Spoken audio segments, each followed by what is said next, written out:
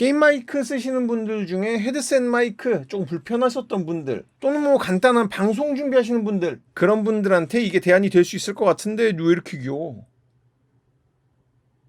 윤토TV.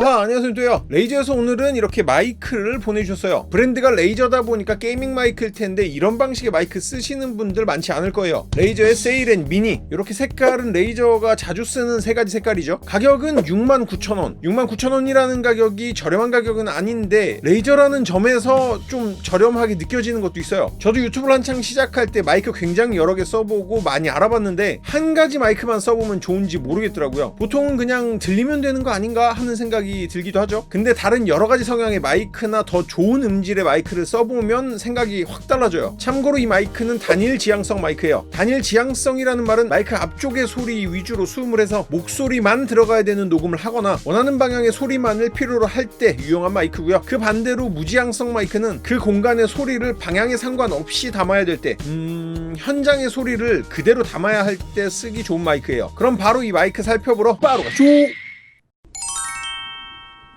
언스박싱스. 근데 무슨 색을 넣을까지? 자, 이렇게 작은 박스에 담겨 있고요. 한번 바로 뜯어볼게요.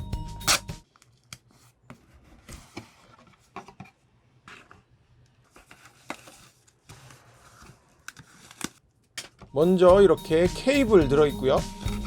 아마도 마이크 받침대, 이건 아마 연결 부분 같죠? 마지막으로 큰 캡슐처럼 생긴 마이크 이렇게 들어있어요. 마이크가 되게 아담해요. 귀엽네요.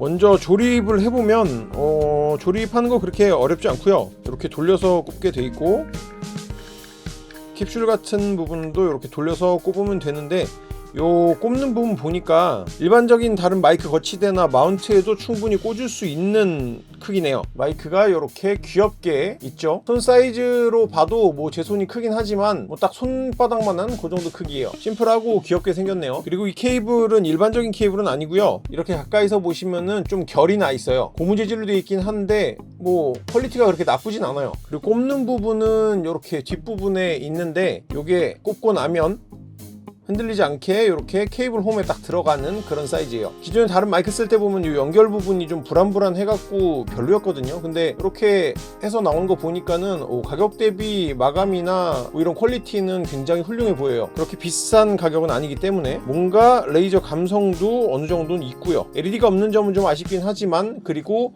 5핀인 점도 조금 아쉽긴 하지만, 그 점 제외하면 뭐 단점이라고 찾아볼 수는 없는, 뭐 집에 데코 해놓기도 굉장히 좋은 그런 사이즈예요. 귀여워.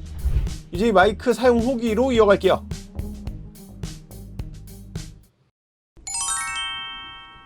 이렇게 좀 미니미니한 마이크인데 음질이 생각보다 나쁘지 않아요. 생긴 것도 귀여운데다가 공간도 많이 차지하진 않아서 컴퓨터 앞에 놔두기도 굉장히 좋아요. 간단한 스펙 볼게요.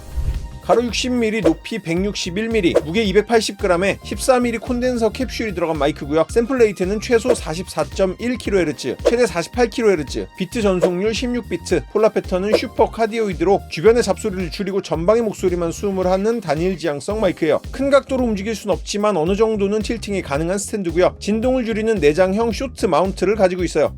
마이크를 이용하실 때는 이렇게 불이 들어오는 방향이 앞부분이고요. 이렇게 케이블이 있는 부분이 뒷부분이에요. 사용하실 때는 말씀드린 것처럼 요 앞부분으로 말씀을 하셔야 수음이 잘 된다고 보시면 돼요. 생긴 것 때문에 잘못 생각하시는 분들이 이렇게 쓰시는 분들이 계세요. 이거는 잘못된 사용법이고요. 마이크를 내려놓고 뒤를 살짝 제낀 다음에 제가 이쪽 방향을 보고 말하면 수음이 더 잘 되겠죠. 근데 팝 필터는 따로 없어서 가까이서 얘기하면은 파열음이 많이 들어갈 거예요. 그래서 조금 거리를 두고 이용하시는 거를 좀 더 추천드리고요. 가까이서 사용하실 때는 마이크 입을 대고 사용하시는 것보다 말할 때 파열음이 앞쪽으로 나갈 수 있도록 말을 하시는 게 맞는 사용법이에요. 이번에는 제가 쓰고 있는 이 줌 H1 마이크와 얼마나 차이 나는지 들려드릴 텐데, 이 줌 H1 마이크는 유튜버들 사이에서 굉장히 가성비가 좋기로 유명한 마이크예요.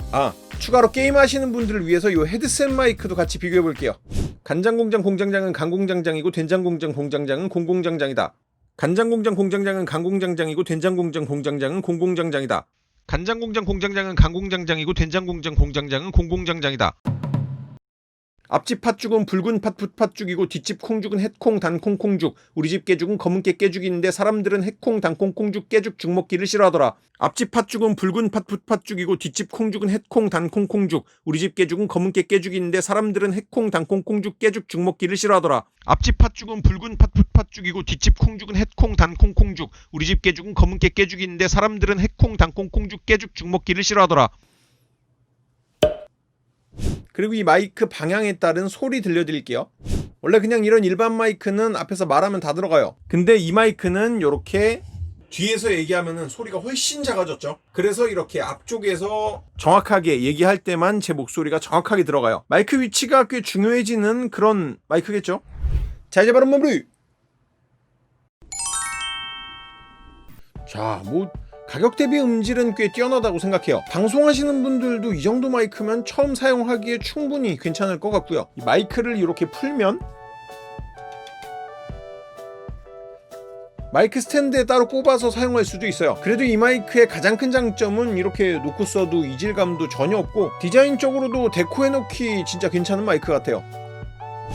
이게 다른 사람이랑 디스코드 하면서 든 생각인데 뭔가 마이크에 대한 자신감이라고 해야 되나? 말이 막 많아지는? 마이크 음질 구린 사람들 진짜 듣기 거북하거든요. 저도 헤드셋 쓰기 귀찮을 때 이 마이크 계속 쓰고 있어요. 귀여워. 영상이 도움이 되셨다면 여기 밑에 구독, 좋아요 버튼 눌러주시고요. 도움이 안 되셨어도 눌러주세요. 다음 영상은 도움이 되겠습니다. 영상 끝까지 봐주셔서 감사드리고요. 지금까지 윤토였어요. 또 봐.